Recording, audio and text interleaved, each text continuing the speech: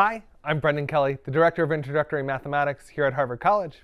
In my role, I work to make mathematics meaningful for students in a range of courses from pre-calculus through linear algebra, probability, and differential equations. I'm really excited to be here today to talk about the current problem in mathematics education that we're facing off with, the learning loss from COVID-19. I'm so grateful to Commissioner Carr for convening this summit. I think right now is a moment where we need to come together as a community and think about how do we make mathematics more meaningful for students. NAEP has showed us there is a decrease in students' fluency with important mathematical topics. We've seen this across the country, that students don't have the fluency with particular algorithms and skills that we'd like them to have. And there are many ways that we need to address this problem. I'm going to be focusing on a very particular one, which is taking a step back and thinking about what our goals are in mathematics education and how do we make the experience more meaningful for students. To do this, I want to think about what the broad goals of education are. And as an educator, my main commitments are about creating engaged citizens, helping students develop rewarding careers, and promoting a discovery of self. If these are the commitments of education, these should also be the commitments of math education. So let's think about how this happens. Two important examples for creating engaged citizens. These are issues that are right now in the public discourse and are important. The first is partisan gerrymandering. And how do we understand if partisan gerrymandering is happening? How can we create policy that tries to limit partisan gerrymandering? In particular, think about Massachusetts. This is the state that I live in. And Massachusetts doesn't have one Republican congressperson, but a substantial amount of residents in Massachusetts did vote for Trump in our 2020 election. So you might come to think that Massachusetts has been gerrymandered, that the legislature has carved up Massachusetts into congressional districts in a way that disadvantages Republicans. That's a really natural assumption to come to.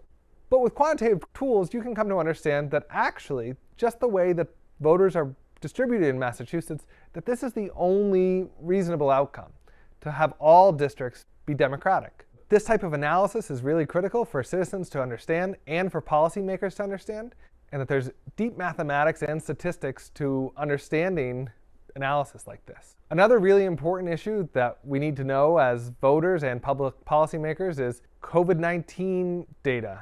If you think back to the start of the pandemic, there was an incredible amount of data and leveraging of mathematical models to understand the situation we were in. We wanted to make policy that made sense, masking policies, isolation policies, quarantining policies.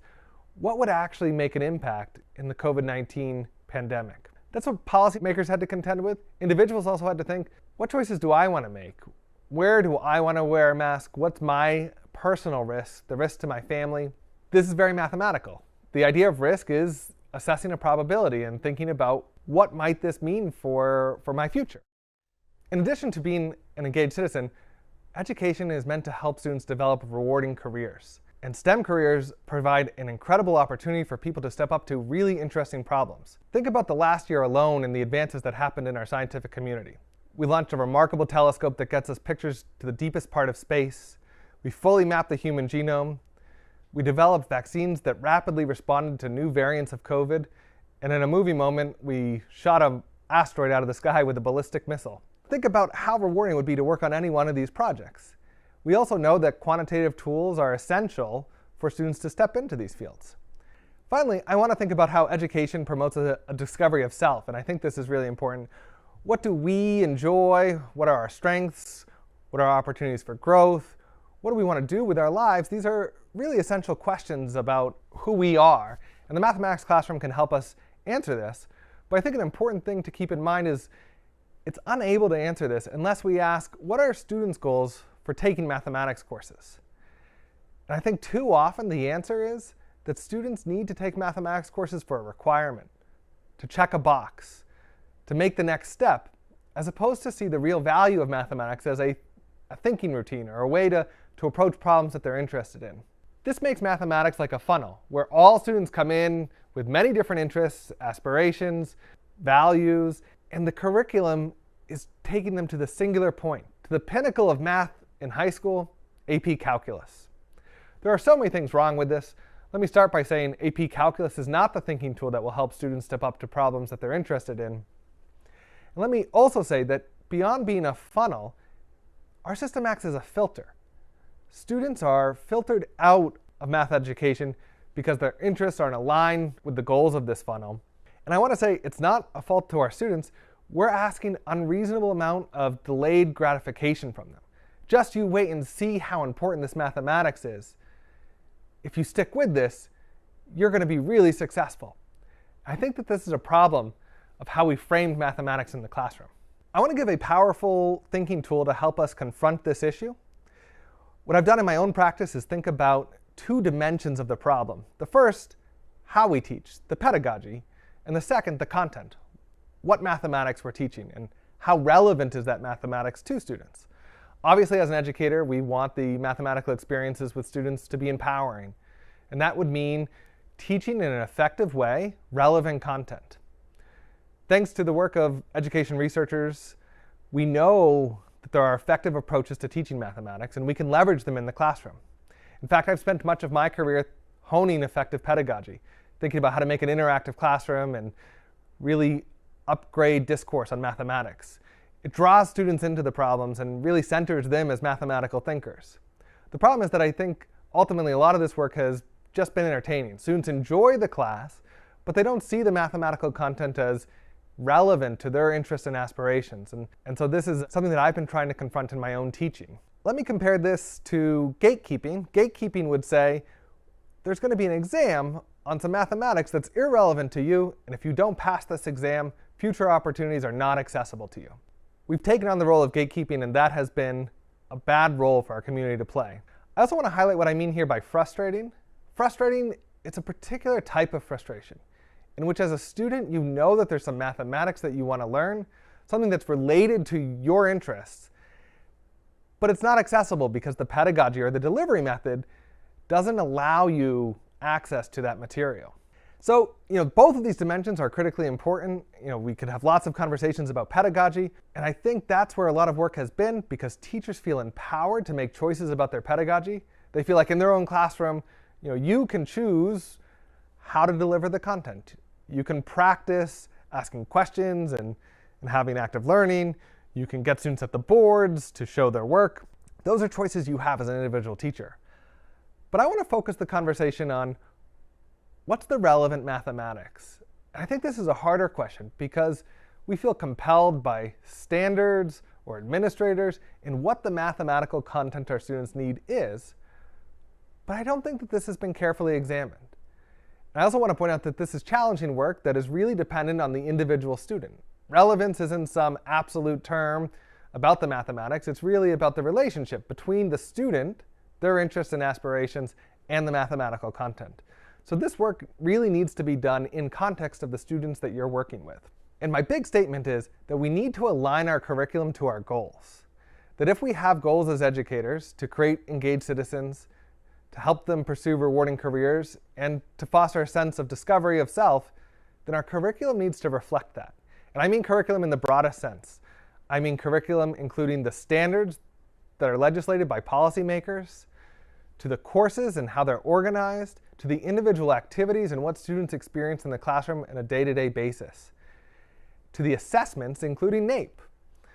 One question is, in what way does NAEP and the results from NAEP reflect progress towards our goals as educators? I do think that right now we're seeing a signal from NAEP with decreasing math scores, but I also want to suggest that maybe it's just a proxy, and we could come up with a better assessment that helps us think about to what extent are we accomplishing our goals as educators.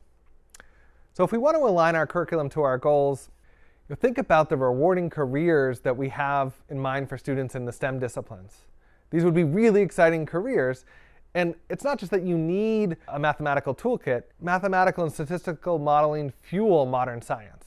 I think that this is an important understanding to have, that it's not just on the periphery, but it's really an essential feature to modern science.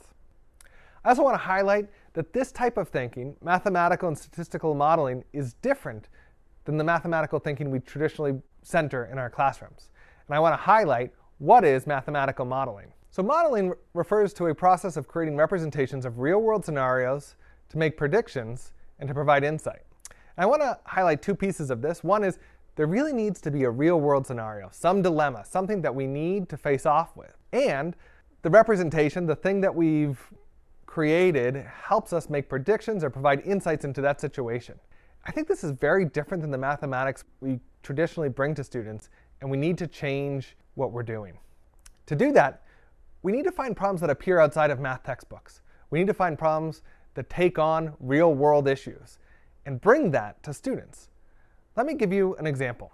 This is an example of a related rates problem from a very standard calculus textbook. This problem is meant to connect with students who are interested in baseball or sports in general. It's asking, at what rate is the distance from the batter to second base decreasing?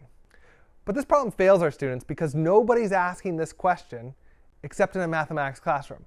It's a curiosity that a mathematician might have, but that no baseball player, coach, or fan would ever ask. The second issue with this is, imagine if a student did bring their real-world knowledge, that the batter has to run to first base before getting to second base. Then really the answer should be 24 feet per second, that the distance to second base is decreasing at the rate the batter's running. But if a student put this answer on an exam, they'd receive little or no credit. And that's because they're not demonstrating the knowledge that the teacher is expecting in this moment, which is of related rates. And so this teaches our students to check their real-world experiences and knowledge at the door when they enter the mathematics classroom and engage in a game with the mathematics classroom and play the game according to the rules of the class. The third problem with this exercise is that by putting this into our curriculum, we're telling students that this is the reason that they need to learn mathematics. If we only ever work with problems like this that are curiosities as opposed to core quantitative questions, students come to believe that this is the reason that they're learning mathematics and that it's not relevant for them.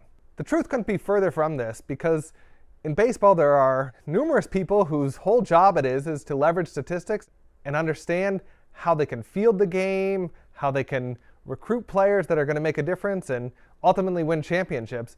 There's an incredible amount of statistics and data analysis that needs to be done in order to be an effective manager and coach. And yet we're sitting here thinking about a question that has no bearing on the field. I want to contrast this to a question in a class that I've designed that's an alternative to calculus.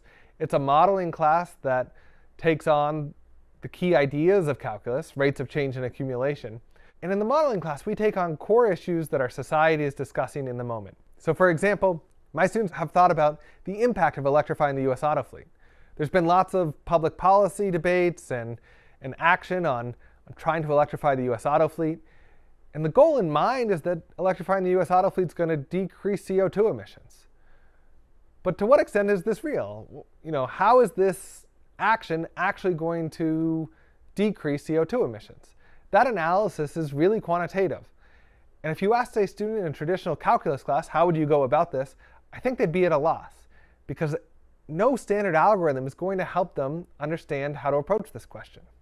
But in our modeling class, we use foundational thinking tools from calculus, rates of change and accumulation, to understand how the electric vehicle fleet and the internal combustion engine fleet are going to change over time.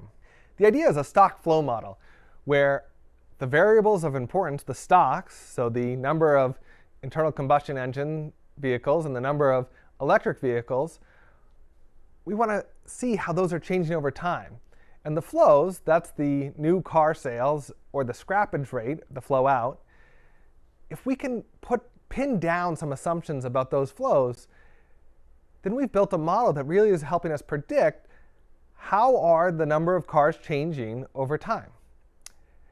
This is a fundamental way of thinking about many problems and really should be the center of a calculus class, but instead we're focused on algorithms that rarely, if ever, help students make sense of the world that we live in. I also want to highlight that problems like this help students engage in the full inquiry cycle. To tell you what the full inquiry cycle is, I want to bring out a report from SciAm and CoMap, the game report. And this shows all the different intellectual processes that students should be engaged in when thinking about a modeling problem. It starts with asking the questions, thinking about what variables are important. It has them do the math and find a solution, but then interpret that solution, iterate as necessary, and then report to stakeholders. What were your findings? Right now, math classes focus just in one of these processes, to do the math, to find a solution.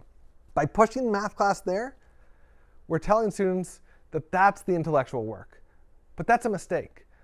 Every one of these nodes is a process that students deserve time to practice and step up to. These are intellectual skills that will help them take on the challenges that our world presents. And they need time in math class to work through each of these different processes. I want to give an example of how this happens. So think about this really great open question about how many tons of CO2 are released per year by the US auto fleet if on average 11 tons of CO2 is emitted per car and there are 180 million cars on the road. This problem focuses the student's attention just on the doing of the mathematics. It requires them to step through a standard procedure and get an answer. Sure, it might help them make sense of rates and attend to units, but it's done a lot of the work for them. It's made assumptions, it's focused their attention on particular variables, and it's stopped short of having them communicate what that result actually means. Once they actually did this calculation, what would that mean, the amount of tons that are emitted? So I think this is an example of how the curriculum can take an open-ended problem of some interest and really push it into just the one process of doing the math and finding the solution. And the problem isn't that this happens just once, this happens across our curriculum. Students are constantly forced into this one node as opposed to engaging in the full inquiry process. Another important change we need to make is we need to acknowledge that computers exist. If we want to step up to authentic and real-world problems, we need to use the tools that real professionals are using to solve those problems. The problems that we've invented, they're tractable with pen and paper techniques, and that's why they've become a focal point. But if you really think about the questions that matter today, there's not going to be a paper and pencil solution. We really need to be leveraging computers and technology to find solutions. Here's an example of student work from my modeling class on the electrifying the US auto fleet. Here, the student is demonstrating that under different policy plans, a different proportion of cars will be electric across this 50-year period. And I want to point out that these solutions, these curves, are not any curves that you would typically experience in a calculus or pre-calculus class. These are the results of a discrete dynamical system with complicated assumptions. And the only way the student was able to find what these solution curves looked like was by using technology.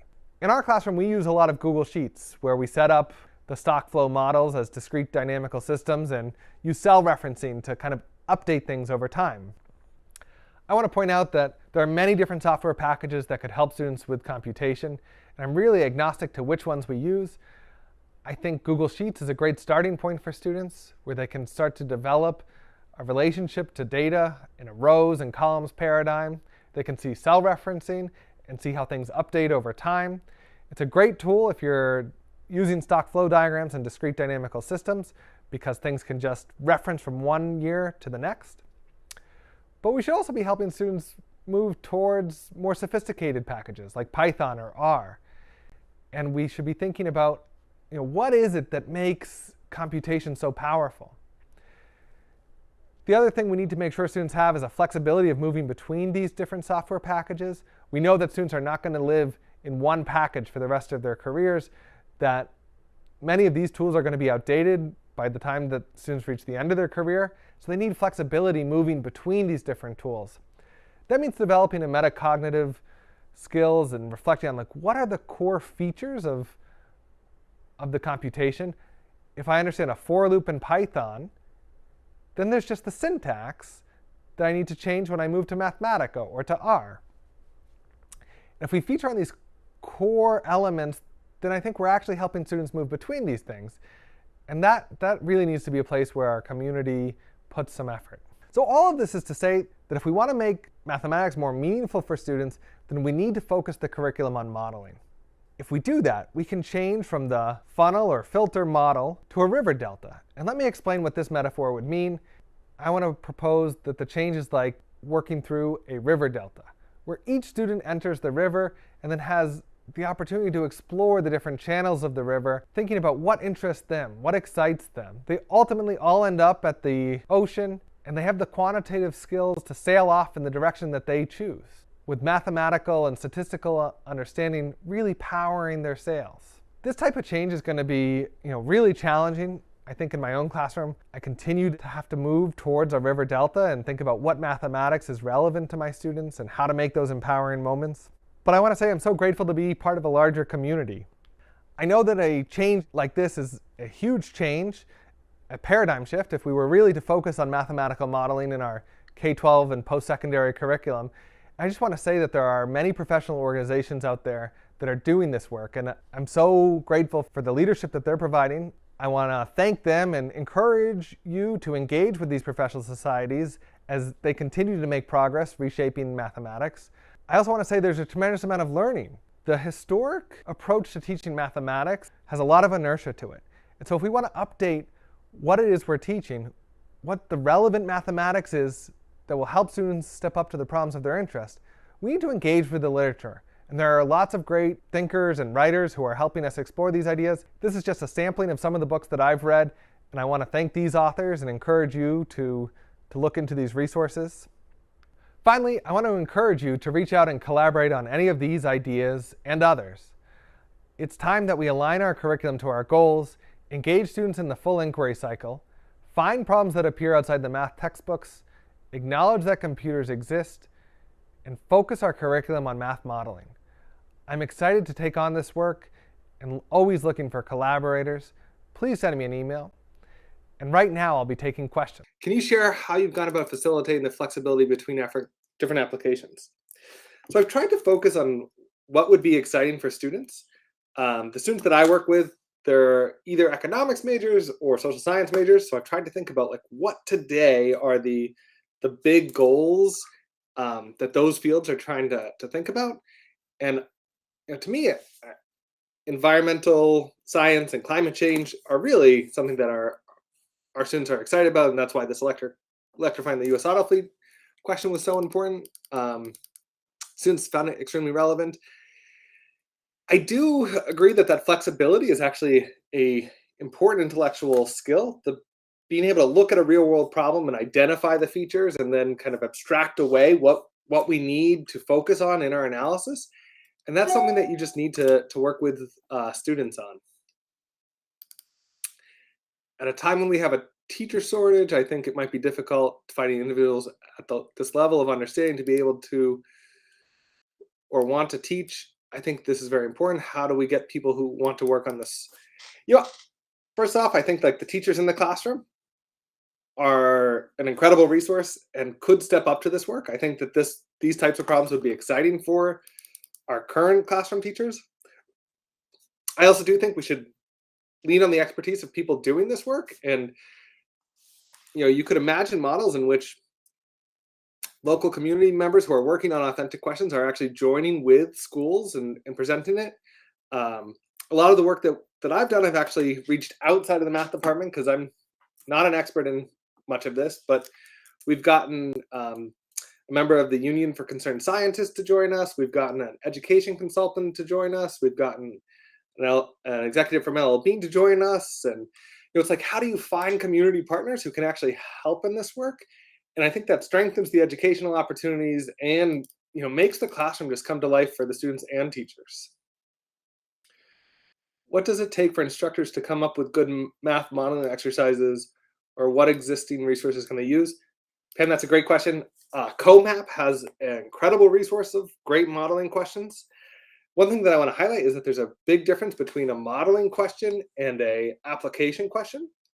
An application question was one where you could just directly apply a method from class, where it's a little flatter. Think about the CO2 example that I provided, where a modeling question is really this open question where, as an instructor, you might not see immediately all the different facets to it, and the students are actually bringing something really rich to it because they're going to bring their own perspective. I also think there's an element to this where, as a community, we can't rely on each individual teacher to take on so many different roles, and curriculum developer is a challenging role. And I think what we need is, as a community, to develop good curriculum and share that with teachers, and include them in that development process, but not think that each individual teacher should be developing curriculum for their classroom. Especially if you have 3 or 4 preps, it's like, how can you be simultaneously building 3 or 4 curricula that are relevant and develop math modeling ways of thinking? Mary's question, could you share some ideas of how to start adding more modeling into their instructional materials? Any areas that are good entry points? I think we have a responsibility to show students why math is so important. We've put it as a focal point in our education system, and we really need to lean forward with like what's the intellectual need for the tools we have, and if we can't, then we need to redecide like why are those tools in our standards. um, I think an algebra class, an algebra 2 class, a pre-calculus course, if you frame this as a modeling with functions course, then you can always start with a somewhat authentic problem that is resolved through mathematics, and I think that just makes things more exciting. Tom's question, at the college level, you see this as a modeling calculus course that replaces the traditional calculus course, or is an alternative calculus pathway? Yeah, so we see this as a course that replaces calculus for our economics and social science concentrators. So it's instead of a Calc 1, which I think really makes it really unclear why students would need to know about rates of change and accumulation, by focusing the modeling course and giving them basically the same intellectual tools that students can see like how they would actually use this in their profession, and I think that's just more valuable. I think it depends a little bit on the students' future goals too. If they want a highly quantitative career, then to access kind of quantitative courses deeper in the curriculum, they would need to take a standard calculus course so that they could take a break into our probability course or break into a multivariable calculus course. So this is not meant to be kind of like a substitute in a pathway. It's really meant maybe as an alternative route, is an answer to Tom's question.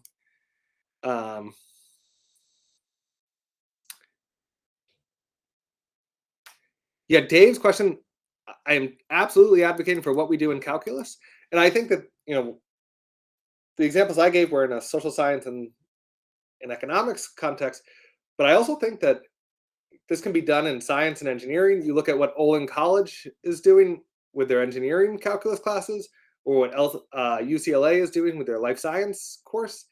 And to me, you can just tell that there is a mismatch between the calculus that we're teaching students and the ways that they'll be using it, and that really is unfair. And then Dave, I think your point is really well taken. Like, if we shift what our goals are to be more appropriate in post-secondary, then I do think that means we change what we do in secondary. I think it's a long conversation about exactly how to make those changes, but a lot of what we do in secondary is in preparation for an AP calculus class. And the fact of the matter is, I don't think that AP calculus class actually helps students see the world in productive and in more sophisticated ways. It has just become a way to signal to colleges that students have a rigorous education. And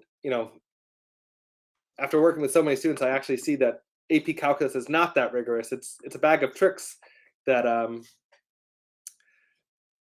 that you need to pass the AP exam, and certain teachers do a great job deepening what AP does or extending AP, and I think it becomes meaningful. But I think, as is, you could pass the exam with a pretty shallow understanding of calculus.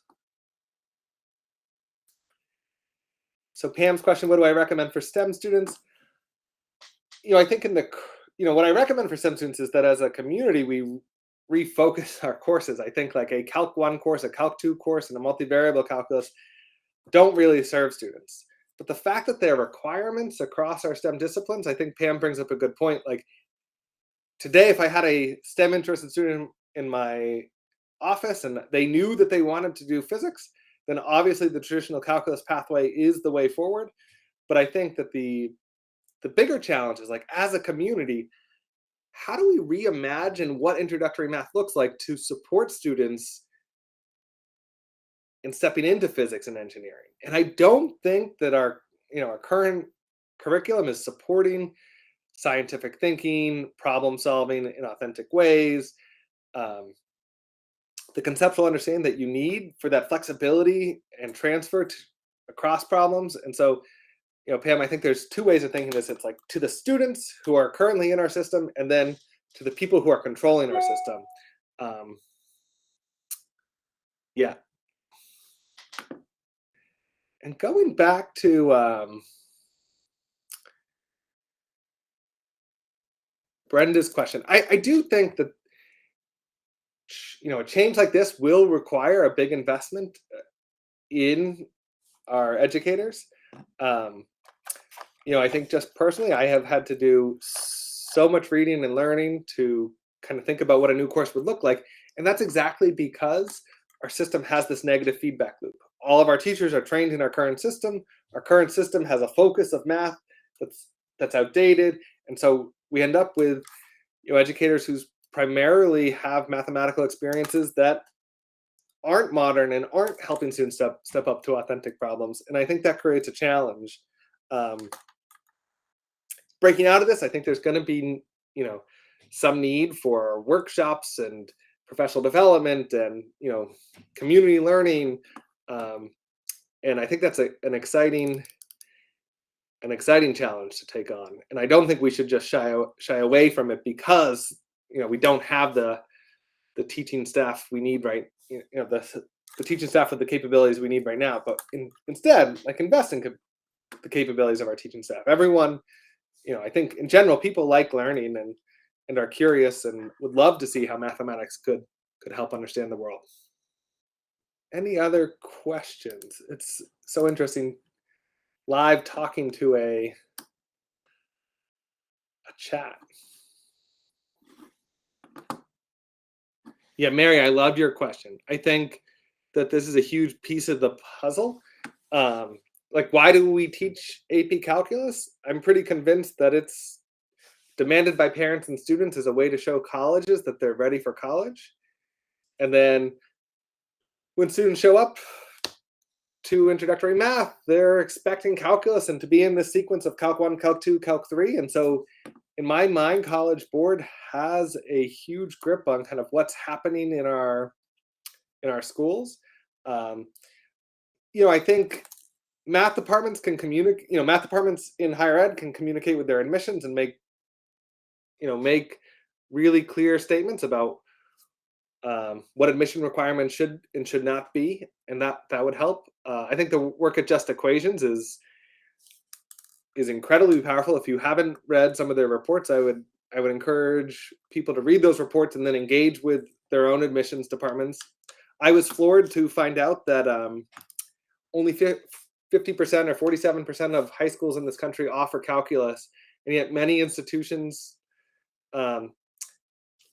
maybe not transparently, but they do use this as some litmus test of whether students are college ready. And to me, that's just unacceptable. That's saying that students don't have access to elite institutions. And working at Harvard, that was really important to me. So I've been working to clarify that calculus is not an admission requirement. And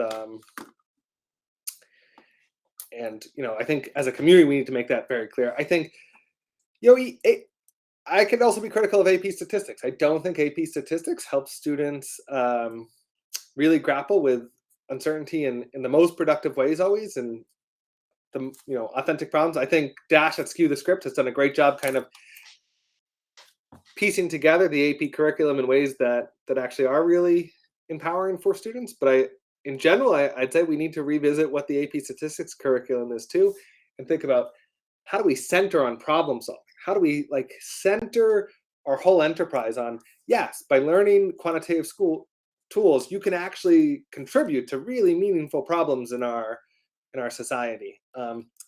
And it's a missed opportunity. I think right now what we are focused on is the math qua math, and how is that supposed to catch the attention of young people and get them interested and passionate about the material? I just don't think it does. And yeah.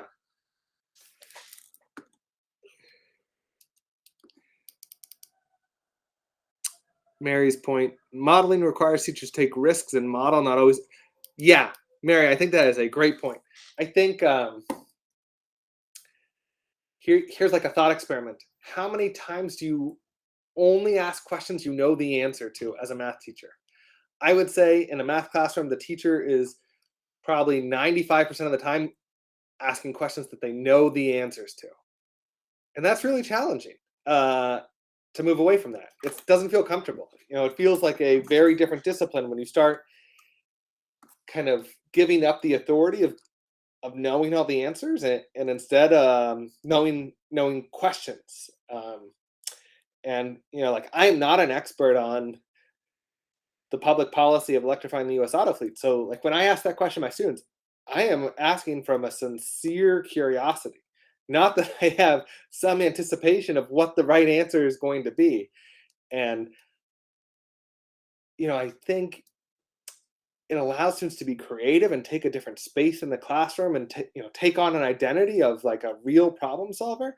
And that's so exciting and also very different than what a traditional math class is.